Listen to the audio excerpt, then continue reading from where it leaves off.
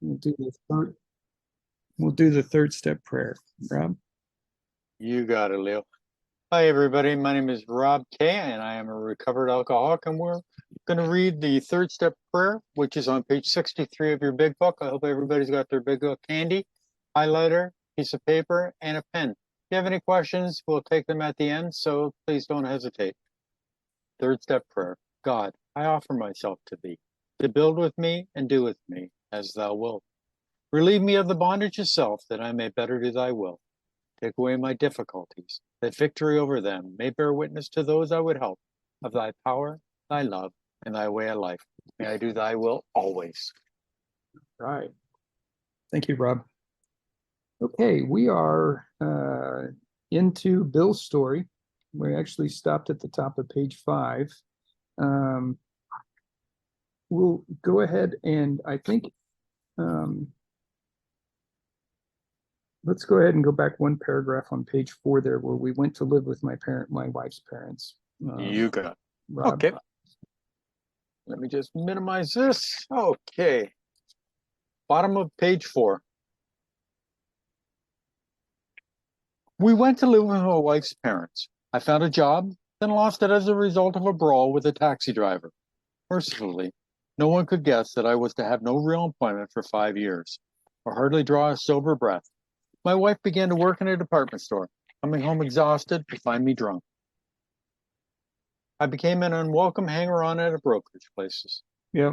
So things are rough, really rough. We're going to see just how rough they are as we go along here.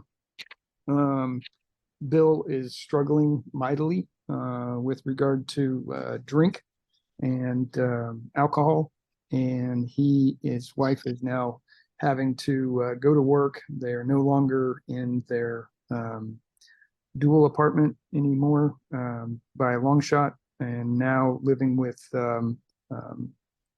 Bill's wife's parents, and so Lois. So anyway, it's things are getting to be pretty bad at this point. Rob? Yeah, 182 Clinton Street is where they moved into.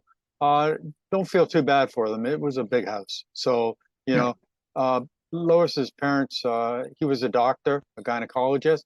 So, life is not too bad, but in that respect, where they're living anyway. So it's not like they were out on the street. So, yeah. Top of page 5, everybody. Liquor ceased to be a luxury. It became a necessity. Bathtub gin, 2 bottles a day, and often 3, got to be routine. Sometimes a small deal would net me a few $100s, and I would pay my bills at the bars and delicatessens. This went on endlessly, and I began to waken very early in the morning, shaking violently. A tumbler full of gin, followed by half a dozen bottles of beer, would be required if I were to eat any breakfast. Nevertheless, I still thought I could control the situation, and there were periods of sobriety which renewed my wife's hopes. Okay, so liquor now is no longer a luxury. He's having no fun in regards to his drinking. It is now a necessity in order to just function. And there's kind of, you look at it, there's he's dipped below the line of normalcy, and in order to get back up to that line, he's got to take in some alcohol. So interesting too is a couple of things here is that a small deal would net him a few $100s, and I would pay my bills at the bars and delicatessens. It's kind of an interesting paying those places first, I guess, so that he would have access to alcohol as he continued to drink. And this waking up, shaking violently. Again, we were talking about going below that line and having to drink to get back up. I think it's interesting that he would take a tumbler full of gin and a half dozen bottles, a 6-pack of beer, in order to even just eat breakfast. That's a lot of alcohol in a short period of time, and quite honestly, that's just amazing as to how much drinking was required in order to just kind of try to feel normal at all. And even then, it was hit or miss whether or not he was going to eat or not.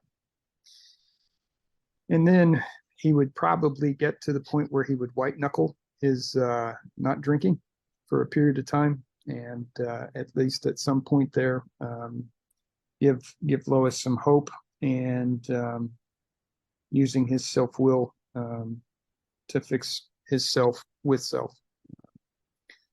This is a progression of alcoholism. This is at that point where you become really in a bad place, where alcohol now as a necessity is something that you take in first, which is not going to be healthy at all. And in that case, when you get to that point, you really have no choice at all anymore. No choice. Rob? Yeah, when Bill talks about bathtub gin, he's talking about, don't forget this is prohibition. 1920 to 1933 was prohibition, so no alcohol was being sold in the U.S. Canada was exporting alcohol like crazy. We were making a fortune off alcohol to you Americans. But so because alcohol was not sold in the U.S. legally, okay, people were making it in their actual bathtub. The gin tasted so bad that you had to mix it with something else. Bill was famous for having gin and pineapple juice, from what I can understand. But it tasted so bad that if you didn't mix it with something, it was horrible. But then it just goes to show the lengths that people will go for alcohol. I can remember at one of the meetings that I'd go to, that the person would talk about, at the beginning, they would buy the most expensive liquor, to drink. And then after a while, it didn't matter. They would go for the cheapest that they could get, because we're looking for the effect, not the taste anymore. So gradually things got worse. The house was taken over by the mortgage holder. My mother-in-law died. My wife and father-in-law became ill.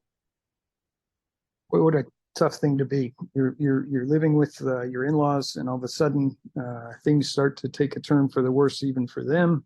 The house was taken over by the mortgage holder. It must be that because of his father-in-law becoming ill, that they were no longer making the money that they were making in order to stay in the place. And in all of that, the mother-in-law died, and Lois and her father became ill, and again, I'll use the word again, things are really dire at this point. Rob? Yeah, the house was taken over by the mortgage company, and the mother-in-law died in Christmas of 1930. Now, it wasn't until the Big Book was published that Bill and Lois had to leave that house, because they were actually evicted from it. So it took 9 years. Then I got a promising business opportunity. Stocks were at the low point of 1932, and I had somehow formed a group to buy. I was to share generously in the profits. Then I went on a prodigious bender, and that chance vanished. Yeah, and he went on what has been known as basically roughly about 3 days of drinking. This prodigious bender, which is another word for big. And he really, at that point, was working off of a New Jersey moonshine called Applejack. And it just goes to show you, even when things are going well, alcohol is still a demon, and can unravel and undo even the best of things. And certainly it did so for Bill. Started to say for Rob there. Sorry, Rob. It's okay. Rob? Yeah, this business opportunity, it's fascinating because there's so much going into it. Bill was sober for about 5 weeks. Everything's going well. Then as Leo said, they go to check out this company. Applejack is, passed around. Bill says, nope, can't drink. Now you got to remember that Bill joined this buying syndicate, we'll say. Bill had invested some of his own money, and he signed a contract saying that if he drank, that he would be left out of the syndicate and he would have to default all his money. So he would lose everything. So that drink that he took cost him a lot of money. The lengths we go to. You know, they talk about it in the book, how we build up a structure. This is what Bill did. He built it up, you know, got the syndicate, you know, became a part of it, you know, with to share generously in the profits that they were going to make, only to tear the structure down. And how did he tear it down? By taking that drink, which set him off on a course of action that he could stop. The lengths we go to. It's quite sad. There's more information that I have on this, but we won't go into it right now. But if you're interested in it, just let me know and I'll send it to you by email. I woke up. This had to be stopped. I saw I could not take so much as one drink. I was through forever. Before then, I had written lots of sweet promises, but my wife happily observed that this time I meant business, and so I did. Mm. Yeah, he's finally recognizing that he's really got a problem. I think he is, at least in recognizing, is probably, he probably already did recognize it, but he's admitting it at this point. He also is at a point where he's powerless over this alcohol and it has control of him. And he has little or no willpower in order to be able to stop drinking. Some of these written lots of sweet promises were done in the family Bible. He would actually write a promise to Lois that he would not drink again and do it with the Bible. And obviously that didn't work either. Just a bad time all the way around. Rob? Yeah, in the chat, I put a copy of the family Bible, and then off to the side, it's got, so you can read what he inscribed in the Bible. Fascinating, you know, these are the lengths we go to, you know. As far as Bill was concerned, you know, and I've always heard this said, you could have hooked me up to a lie detector test and I would have passed. He really meant it, each and every time. But you know what? The obsession of the mind gets us. You know, as our friend Bill from New Jersey always says, the brain wants this candy and it'll tell us anything to get it. We, you know, without that spiritual connection, you know, our human will failed. You know, and if you notice, I'm really emphasizing the I, because it's all him. I am going to do this. I am going to do that. You know, and we know that, you know, by ourselves, we're powerless. Shortly afterwards, I came home drunk. There'd be no fight. Where'd be my high resolve? I simply didn't know. It hadn't even come to mind. Someone had pushed a drink my way, and I had taken it. Was I crazy? I began to wonder, for such an appalling lack of perspective seemed near being just that. Oh, yeah. And we're talking about the insanity of drinking here. He relapsed, obviously, as the beginning of this paragraph shows. He actually doesn't want to drink. We've kind of gotten to that point where you don't want to drink anymore, but you can't help it. He's also very baffled by all of this. It's confusing to him. It doesn't make sense. Here he was being successful at times, you know, with the stock market and that type of thing, and yet here he can't be successful in stopping the drink. And a lot of us are feeling, I mean, a lot of us have been in that position where we've actually got to a point where we, you know, don't want to drink anymore, but we can't control it. We can't stop it. We're baffled by the whole thing. We think we're crazy. And you look around and think of all of the things that you are successful at. And here's the one thing that you're not. And it really does mess with you a lot, as much as it, and much as it did for Bill as well. Rob? Yeah, where had been my high resolve? I just simply didn't know. You know, self-knowledge, fear, self-will just isn't cutting it for me.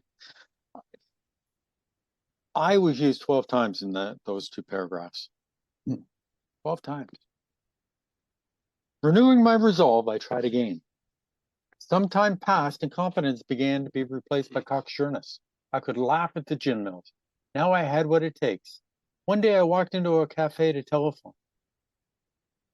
In no time, I was beating on the bar, asking myself how it happened.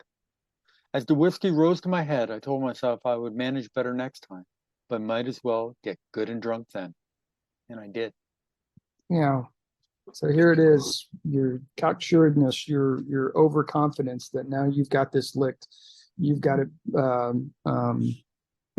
you've got the control over it and everything, but really it does have control over you.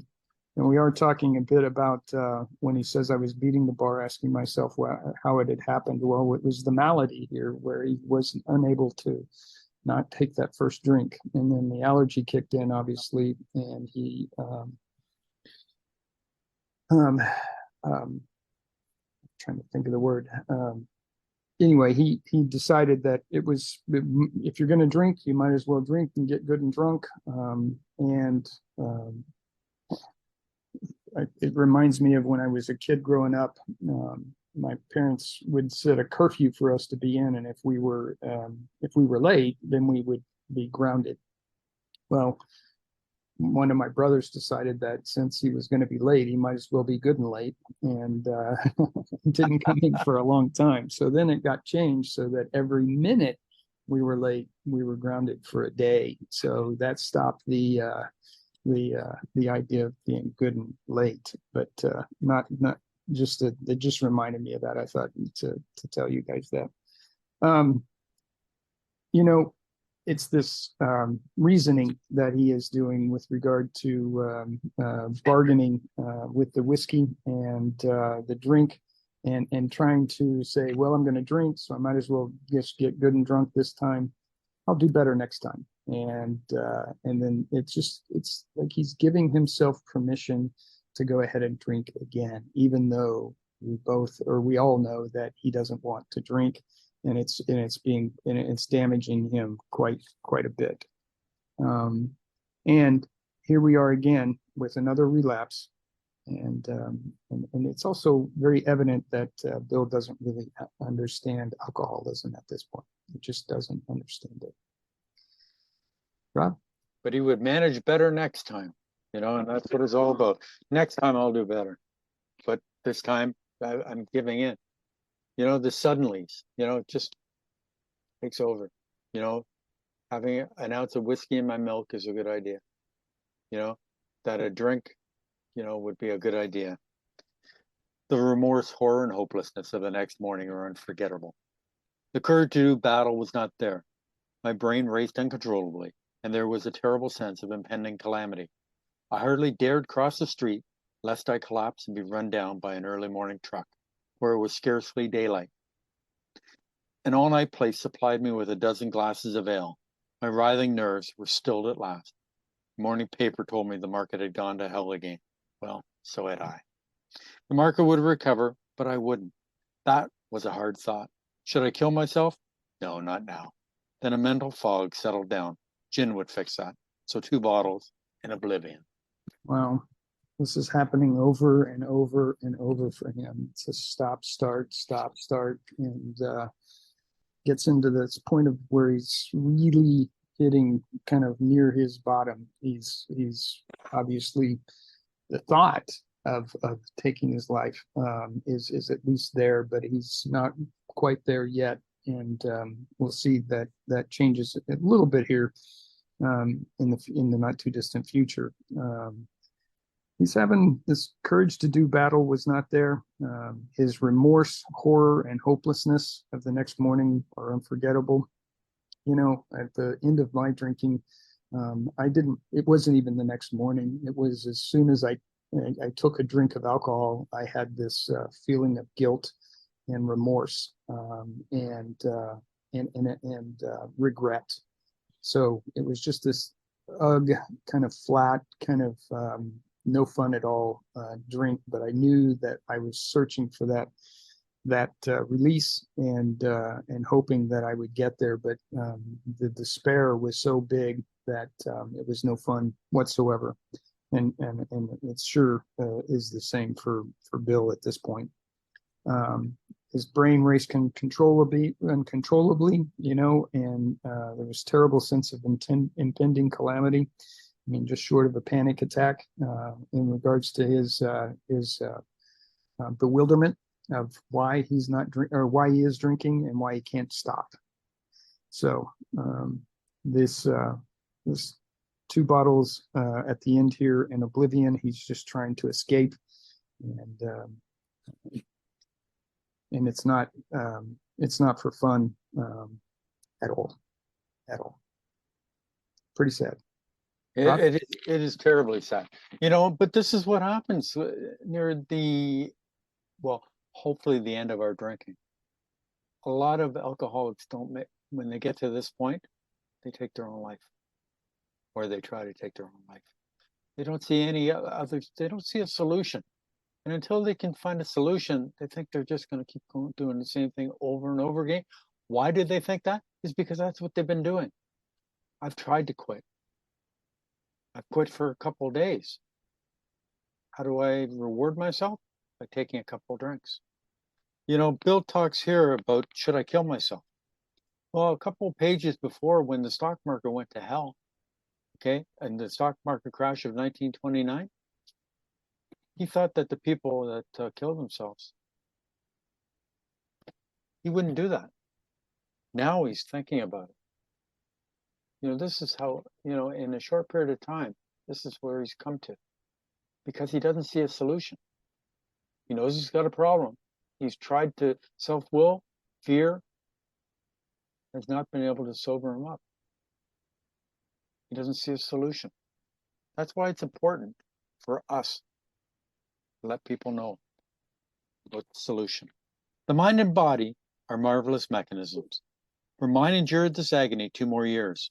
Sometimes I stole from my wife's slender purse when the morning terror and madness were on me. Again, I swayed dizzily before an open window, or the medicine cabinet where there was poison, cursing myself for a weakling.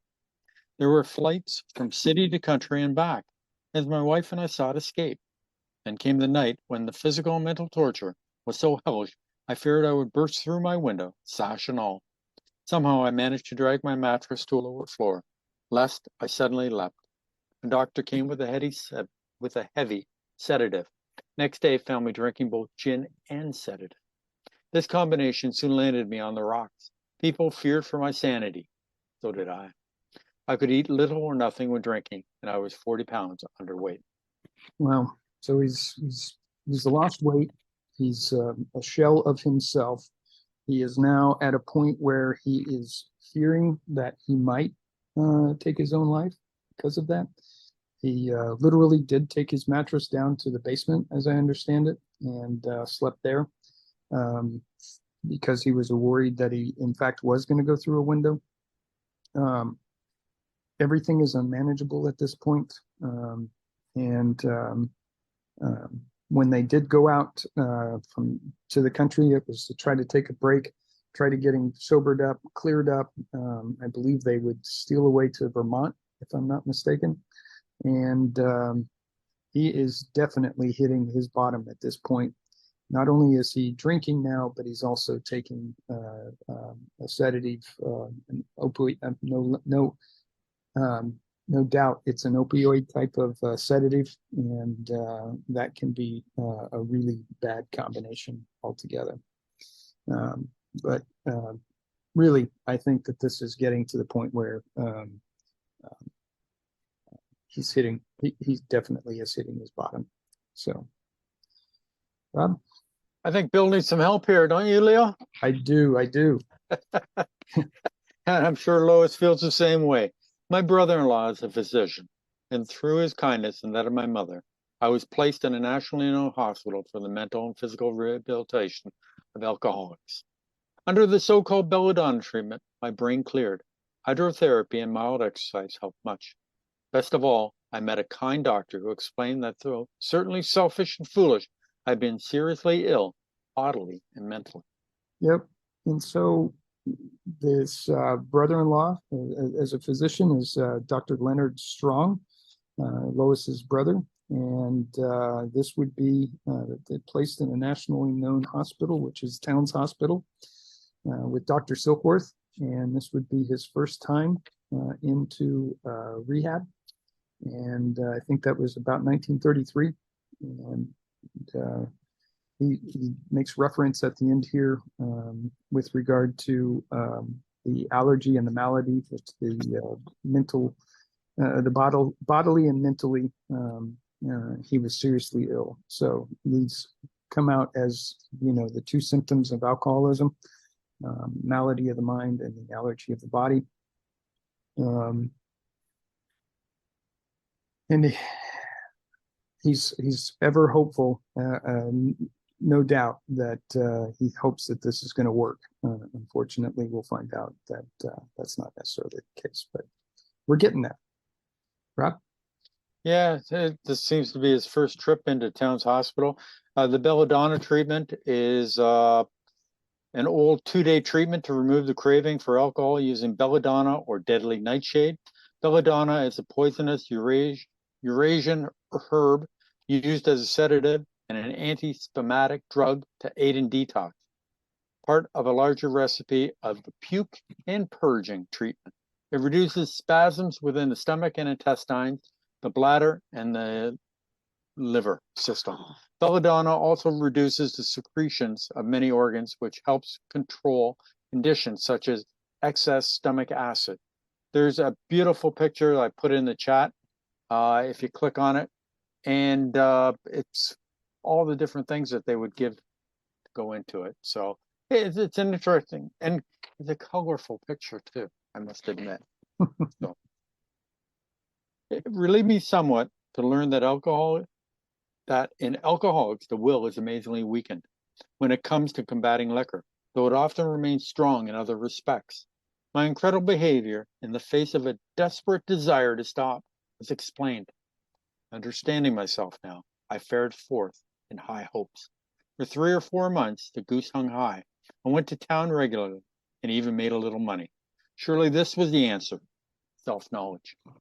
Oh, yeah. Self-knowledge, that self-will always fails for alcoholics, and you find yourself relapsing. I underlined his incredible behavior in the face of a desperate desire to stop was explained.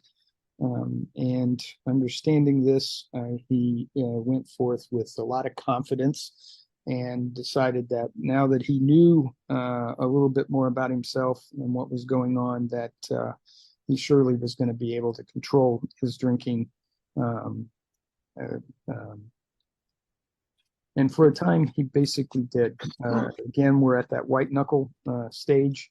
And for 4 months, things were going good. And turns out that, things, once you're sobered up, you're clear, he's able to work a little bit. He's going to get, make a little bit of money. But that alcoholism, the alcoholic in him is going to creep back in. Rob? Yeah, self-knowledge. Thought it would fix him up this time. Well, we know that it'll keep him sober for a short period of time, but it's not going to keep him going. He had a desperate desire to stop. Here he is in one of the, an incredible, Towns Hospital was where an awful lot of rich people went to dry out. Hydrotherapy, which is, water being shot at you. It sounds like a rehab center. What would be today's rehab center, where you go dry out, the puke and purge in order to get all the alcohol out of your system, dry you out for a few days and then send you back on your way. What has changed? You got a little bit of information from Dr. Silkworth, but what really has changed in Bill's life? Just make him stop drinking.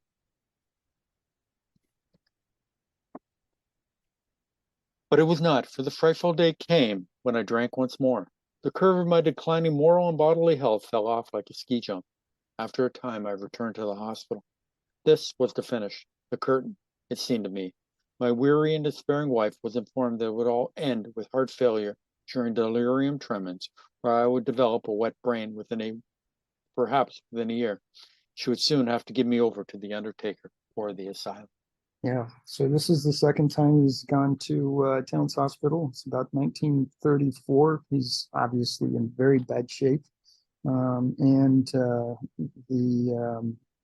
it came quickly. I'm sure that he probably controlled his drinking for a day, maybe two, and then it controlled him quite drastically. And I would say that this, he's they're being talked about that he's pretty far gone.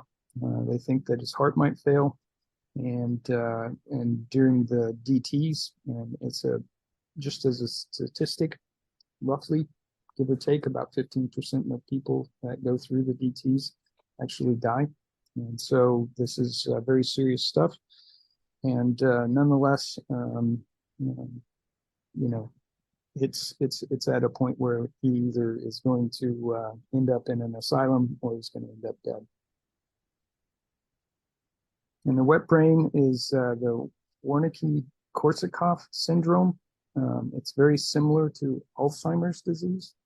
Just so that you kind of have an idea of what we're talking about here when he talks about a wet brain. I've actually heard that term used even recently, meaning that it's still something that doctors will refer to, but it is the Wernicke-Korsakoff syndrome. And again, it's very similar to the symptoms of Alzheimer's. Rob? Yeah. With delirium tremens is a rapid onset of confusion, usually caused by withdrawal from alcohol.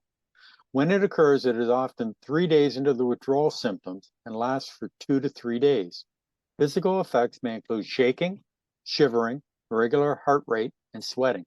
People may also hallucinate. Occasionally, a very high body temperature or seizures, colloquially known as rum fits, may result in death. Now, wet brain, or it's named after two doctors, Dr. Wernicke and Dr. Korsakoff syndrome, is a brain disorder related to the acute and chronic phases of a vitamin B1 thiamine deficiency. Thiamine depletion is seen in individuals with poor nutrition and is a common complication of long-term heavy drinking. It's possible to reverse the symptoms when caught early, but when left untreated, wet brain can lead to irreversible confusion, difficulty with muscle coordination, and even hallucinations. So, don't they sound like fun? No, it's not. But, this is how serious things are getting. Now, you got to remember, Dr. Silkworth talked to Lois, Bill's wife, and said, these things, if Bill keeps going the way he's going, this is what's going to happen. Bill sees pamphlets that Lois has for asylums and places to lock Bill up. Fear sobers Bill for a short period of time. Bill, I'm going insane, going crazy. They did not need to tell me. I knew and almost welcomed the idea. It was a devastating blow to my pride. I, who had thought so well of myself and my abilities of my capacity to surmount obstacles, was cornered at last. Now I was to plunge into the dark, joining that endless procession of sots who had gone on before. I thought of my poor wife. There'd be much happiness after all. What would I not give to make amends? But that was over now. Well, it was the desperation certainly showing up in his writing at this point. Obviously, he knows how bad things are, and the idea of either dying or being put away forever, to some extent, it sounded better, obviously, than the situation that he was certainly in now. This endless procession of sots, in other words, known as drunks, who had gone before. And he was thinking of Lois and what the good times were in the past, and now all of that was not only gone, but it was over for good. That's his feelings. That's where he's at. He's in a really, really low spot, and it's pretty dire. But Pretty sad, isn't it? You yeah, know, this, you know, he doesn't see a way out. You know, no solution. Well, so let's keep going on. I'm sure we'll find a solution going through here, Leo. I know it. No words can tell of the loneliness and despair I found in that bitter morass of self-pity. Quicksand stretched around me in all directions. I had met my match. I had been overwhelmed. Alcohol was my master. yeah. So this is really his point at saying his step one, although they really hadn't had the steps at this point in his life where he's at here. But he is admitting that he's powerless over alcohol and that he has surrendered to that idea and is now at least unknowingly admitting his first his step one. And it's really dark. He's very alone, and there just doesn't seem to be any way out whatsoever. Rob? Yep, he knows he's got a problem, but he has no solution, so he starts drinking again. Trembling, I stepped from the hospital, a broken man. Fear sobered me for a bit. Then came the insidious insanity of that first drink, and on Armistice Day, 1934, I was off again. Everyone became resigned to the certainty that I would have to be shut up somewhere, or would stumble along to a miserable end. How dark it is before the dawn. In reality, that was the beginning of my last debauch. I was soon to be catapulted in what I like to call the fourth dimension of existence. I was to know happiness, peace, and usefulness in a way of life that is incredibly more wonderful as time passes. Yeah. The again, fear. He's in a dark place. It's sobered him for a bit, although he's going to end up relapsing again. He's miserable. He is resolved to the fact that he would end up dying from all of this. Armistice Day is when he started drinking again. That's in other words known as Veterans Day, as we kind of know it today.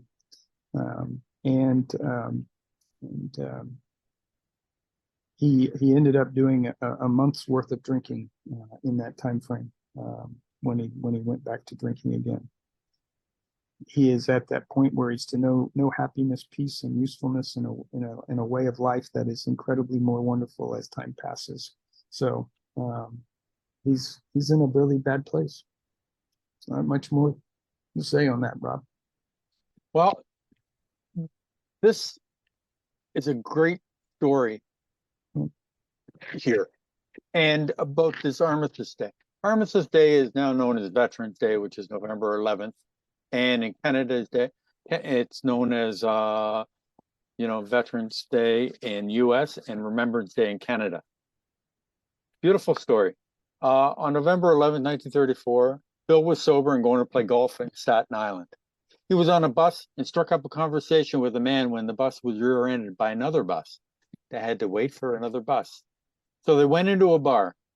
The other man ordered scotch and Bill ordered a ginger ale. The gentleman said, "Don't you drink?" Bill said, "Nope. I'm one of those people who can't manage it."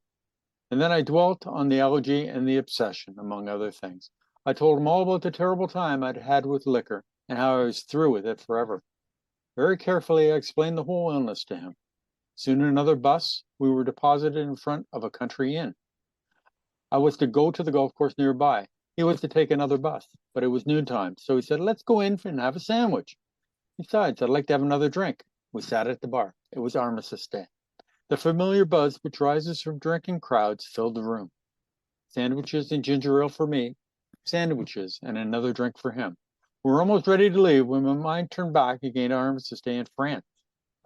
All the ecstasy of those hours. Suddenly the bartender came with a drink in each hand and said, "Have one on the house, boys. It's Armistice Day." Without an instant of hesitation, I picked up the liquor and drank it. My friend looked at me aghast. "My God, is it possible you could take a drink after what you just told me? You must be crazy." And my only reply could be this: yes, I am. And that's from Bill W.'s book by Francis Hartigan, page 55. And, it just goes to show that the insidious insanity is suddenly he took a drink, which set him off on a path that he didn't want to go on. Next, the end of that bleak November, I sat drinking in my kitchen. With a certain satisfaction, I reflected there was enough gin concealed about the house to carry me through that night and the next day. My wife was at work. I wondered whether I dared hide a full bottle of gin near the head of our bed. I would need it before daylight. Now, so he's drinking alone. He's uh, reconciling the fact that he's got alcohol hidden throughout the house so that he is not going to run out, which is somewhat satisfying if that makes any sense to somebody that is desperate to stop drinking. But at least he is there, and um, um, he's wondering whether or not to, after he even goes to bed at night, after he goes to sleep, if he should have a bottle of gin nearby so that if he wakes up, he can just take another couple of drinks. Um, this is the this is a hardcore lost cause drinking a place for Bill, and it's pretty bad at this point. Rob, But it's going to get better, Leo. I know it is. I know it is. My musing was interrupted by the telephone. The cheery voice of an old school friend asked if he might come over. He was sober. It was years since I could remember him coming to New York in that condition. I was amazed. Rumor had it that he had been committed for alcoholic insanity. I wonder how he had escaped. Of course, he would have dinner, and then I could drink openly with him. Unmindful of his welfare, I thought only of recapturing the spirit of other days. There was that time we had chartered an airplane to complete a jag.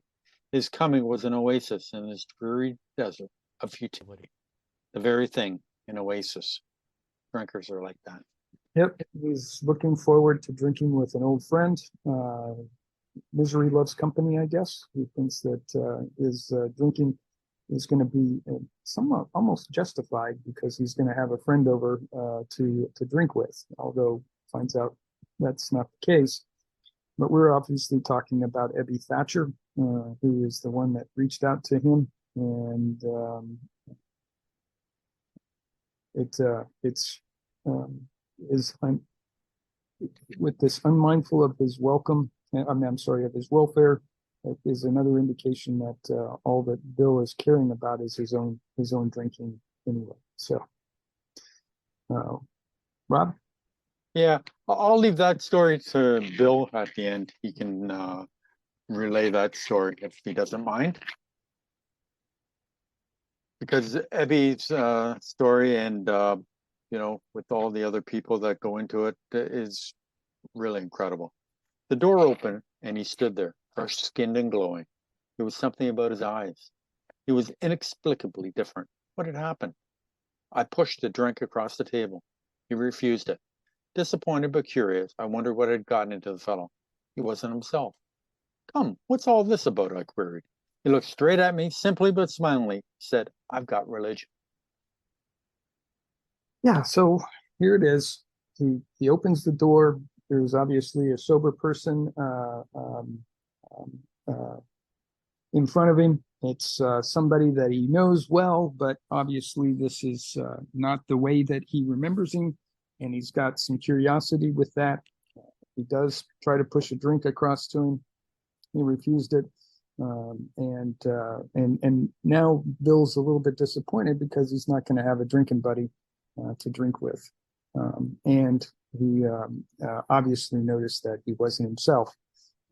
With that, he does say, "What is this all about?" And Ebby's about to tell him. Obviously, he said, "I've got religion," and he had about 72 days plus or minus of sobriety at that point, so just over 2 months. And how Ebby got there is also a good story. Rob? Yes, it certainly is. And I'm sure Bill will share that with us. The door opened and there he stood, fresh skinned and glowing. There was some, oh, I'm sorry, I read that. Yep. I was aghast, so that was it. Last summer, an alcohol crackpot. Now I suspected a little cracked about religion. Yeah, that starry-eyed look. Yes, the old boy was on fire, all right. But bless his heart, let him rant. Besides, my gin would last longer than his preaching. Yep. And there he is, reconciling once again. If Ebby's not going to drink with him, well, then that's just that much more alcohol for him to drink. So he does, in fact, say, "Okay, there's a silver lining on all of this." And you know, the last time he knew him from the summer before, he was alcoholic crackpot and in bad shape, just like Bill. And now he's a little bit crazy about religion. But he is starry-eyed. He's got a fresh look. He is excited, and it shows. And he's going to let Ebby go on, and all the while, Bill's going to continue to drink. Rob? Yeah, Ebby was a friend of Bill's from Burr and Burton School. They went to high school for a year together. I'm not sure whether it was a junior or senior year that they were together, but that's where they met. And Bill supposedly always said that if he ever drank as bad as Ebby Thatcher, then he would quit drinking. So let's get into a little bit about Ebby. But he did no ranting. In a matter-of-fact way, he told how two men had appeared in court, persuading the judge to suspend his commitment. They had told him a simple religious idea and a practical program of action. That was 2 months ago, and the result was self-evident. It worked. Yeah. What was that worked? He was obviously, these are people from the Oxford group, and they were doing their best to try to help Ebby. And they did in fact go into court and get his sentence suspended. And now here he is in front of Bill as a result of that effort. Rob? Yeah, it's one of the men was Seabird Graves, and his father was a judge. And I guess they figured that what, these people are going to look after him. They're going to take him away from here. It's what's the point in locking him up? Let's get him out of here. So they took Ebby. Thank God for that. And take a look at this. That was 2 months ago. He was 2 months sober, and he is at Bill's house, 12-stepping. What we call today 12-stepping. 2 months. How long are we told in the fellowship before we can help people? Think about that. He had come to pass his experience along to me. Big if, I cared to have it. I was shocked but interested. Certainly I was interested. I had to be, for I was hopeless. He talked for hours. Childhood memories rose before me.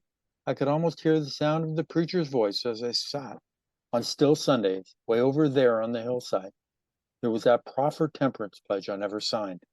My grandfather's good-natured contempt of some church folk and their doings. His insistence that the spheres really had their music, but the denial of the preacher's right to tell him how he must listen. His fearlessness, as he spoke of these things just before he died. These recollections welled up from the past. It made me swallow hard. Yeah. So interesting that Bill is actually listening. He's thinking back now to times past, and he's reminiscing in the fact that in his own mind that he remembers this with regard to some of the Sundays that he was going to church back when he was a much younger person. And this pledge is something that he was asked to sign in church, and he refused to do so. And with that, he also refused to end up being a church-going person. I'll let Rob and Bill talk a little bit more about that.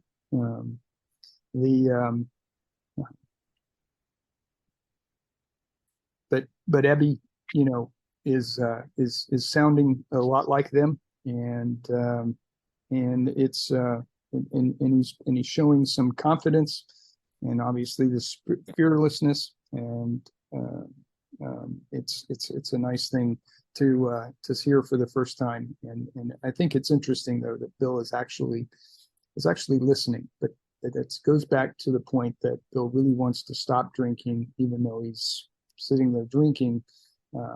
It's this uncontrollable thing that if he could stop, he would do so. And maybe since this had worked for Ebby, maybe something like that could work for Bill. Rob? Yeah, Bill was 11 years old when they wanted him to sign this temperance pledge. He refused to sign it. You know, this is Bill's prejudice against organized religion. You know, and this is going to play a huge part in the book, in that come up with your own conception of God. You know, a lot of us come into the fellowship of AA with the idea of God being a punishing God who doesn't care. He is a punishing God. So we have to come up with a new conception, because our prejudices are that God doesn't want the best for me. He just wants to punish me. Well, come up with your own conception. God wants to protect you. He wants nothing but the best for you. We come up with it. So we get rid of our old prejudice and come up with new ideas. Leo, it's Yep. 12:52, and there are some great stories that I think Bill will need some extra time. If we can open that up for Bill to tell some of the stories about you know, Ebby and things like that, because he's a fascinating character. Bill, are you ready, sir? Yes, I am. Hi, this is Bill, alcoholic from New Jersey. Thanks a lot, guys. Good job here.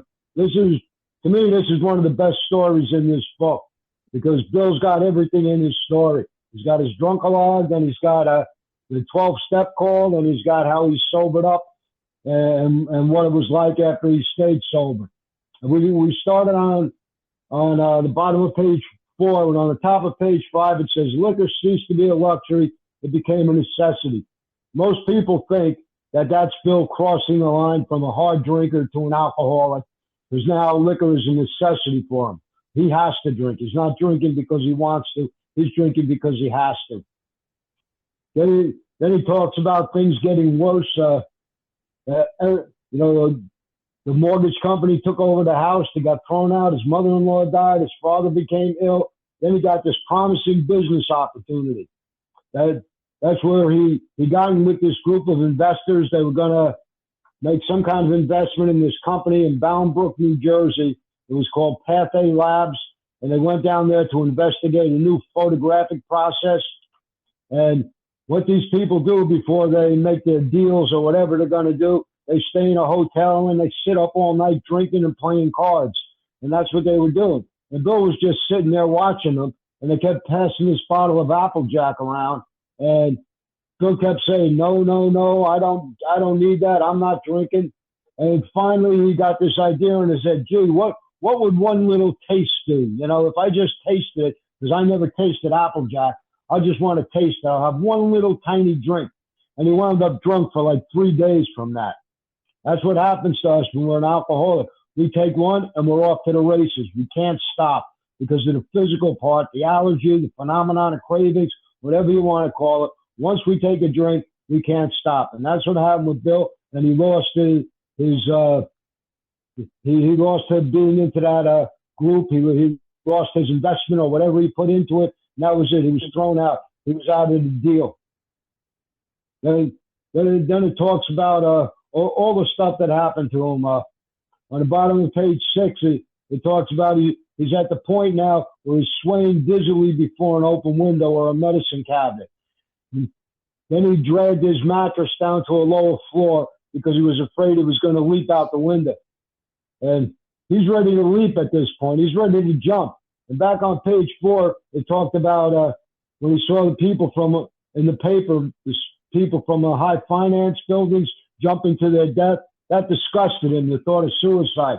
Now he's at the point where he's ready to jump himself. So you can see the progression. It's not just the physical progression, it's the mental progression. It's what it's doing to his mind. It's driving him crazy. It's making him think that he wants to jump. He wants to kill himself.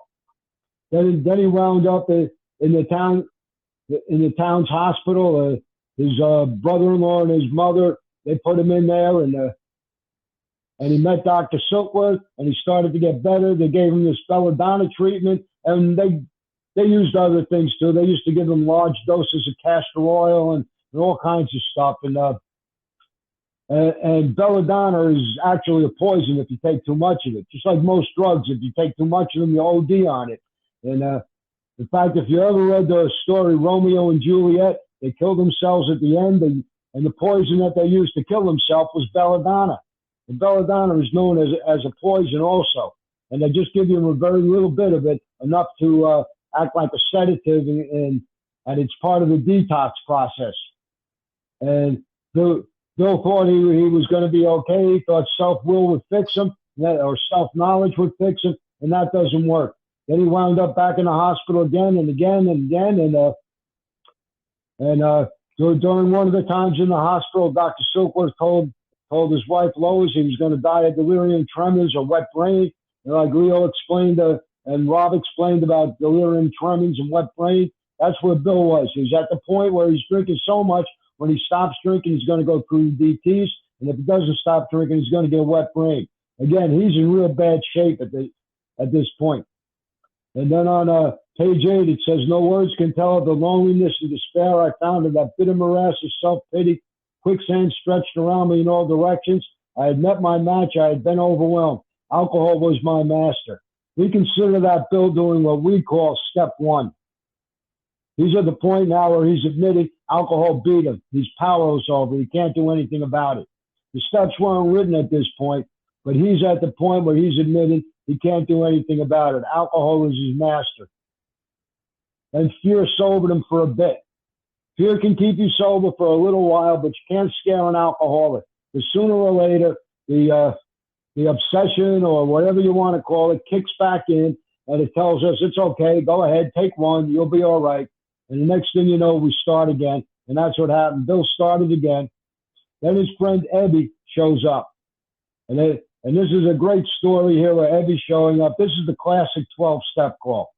Ebby showed up at his house and tried to help Bill get sober. And he had heard the story that Ebby had been committed for alcoholic insanity. Basically, Ebby went to court and they were going to put him away. And that's what they used to do back in the day. They would put alcoholics in the nut house. And they were going to put him in the nut house. And Seba Graves and somebody else showed up. I don't know if it was Roland Hazard or Shep Cornell. There's all different stories on who it was. But at least Seba Graves was there, and he was the son of the judge. And they were able to talk the judge into releasing them. And they would take him back to New York into the Oxford group and try to get him sober. So they released him and took him back. And after he got in the Oxford group and he sobered up a little bit, the Oxford group told people that they had to go out and help other people. That was part of what the Oxford group did. So Ebby decided he was going to go help Bill, and he went back and he went to Bill and he started trying to help Bill. And the whole story here, it's a big story. It could take a while to go through the whole thing. But basically, Ebby showed up and Ebby was sober. Bill wanted to drink with him. Bill tried to give him a drink. Ebby refused it. Ebby told him he got religion. So Bill just sat there and listened to him. And I guess at this point, Bill just figured, well, he doesn't want to drink. That's more for me. So whatever. And it says that he did no ranting. In a matter-of-fact way, he told him how 2 men showed up in court and persuaded the judge to suspend his commitment. They told him a simple religious idea. That would be our step 2. And a practical program of action. For us, that would be 3 through 12. Whatever the Oxford group did, whatever kind of spiritual practices they used, they were similar to ours, but they weren't exactly the same. And Ebby explained this all to Bill, and Bill was listening to him, and he was ready to do it, but Bill did not get sober at this point. He kept drinking for a few weeks after that before he winds up getting sober finally. And he talks about his childhood memories, this temperance pledge that he wouldn't sign. When he was in Sunday school, he was 11 years old. They wanted all the kids to sign a pledge that they wouldn't drink. And Bill refused to sign it. He walked out of Sunday school and he said, "That's it. I'm done with you people. I'm never coming back here again." And he left. And he never went back to Sunday school. He never went back to church. He stayed away from religion. He didn't like religion. So he started a program that was a spiritual program, but it's not a religious program, because Bill did not like religion. And then he talks a little bit about the wartime day and old Winchester Cathedral came back again. He's going to mention Winchester Cathedral in his story 3 times. That had an impact on him when he was in Winchester Cathedral over in England. Something happened. He must have started having some kind of a spiritual awakening or spiritual experience when he walked into that cathedral. So and then the next part that we're going to read is going to tell us about how Bill got sober and his sober life. That's all I got right now. Thanks a lot for letting me share. Thank you, Bill. I really appreciate it. That was good. All right, Rob, we'll close out with the Serenity Prayer and then open things up. Okay, sounds good, Leo. And Bill, thank you so much. I really enjoy it. God, grant me the serenity to accept the things I cannot change, courage to change the things I can, and wisdom to know the difference.